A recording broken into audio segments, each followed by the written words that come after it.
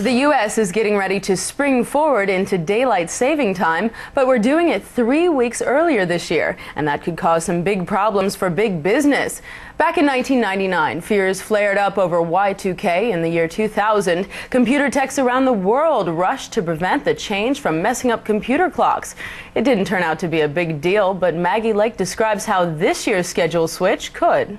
After the Y2K scare fizzled out, few are daring to sound the alarm on this latest tech glitch. But therein lies the problem. Many experts say too little is being made of this very real threat to global business.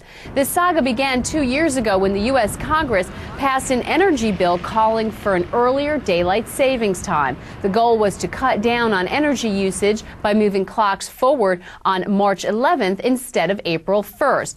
An extra hour of daylight is great news for Americans suffering from the late winter blahs. It's not such great news for tech workers scrambling to update computers that still think daylight savings time falls on a different date. But tech consulting firm Gartner considers this glitch a very real global threat. Gartner says, quote, disruptions at an IT infrastructure and application level are likely, with significant implications for organizations around the world. Tech experts are blaming the software industry for being too slow to alert businesses to the problem.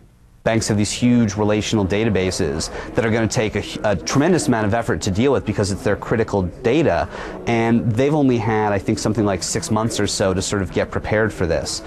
On the flip side, there's lots of people who don't know at all that this is happening. So that is the most troubling part, because March 11th is going to roll around, it's going to change, and they're going to say, well, wait, why is everything screwed up? Software giants Microsoft and Oracle have begun making available software patches to PC users and businesses. Apple says its customers are being sent automatic updates. So there is a late flurry of activity to get computers up to speed. But this is a massive process. In most instances, reprogramming has to be done one computer at a time.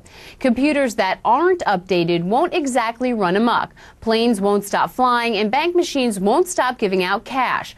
For some, this tech headache could be nothing worse than arriving for an appointment an hour late when BlackBerries don't update.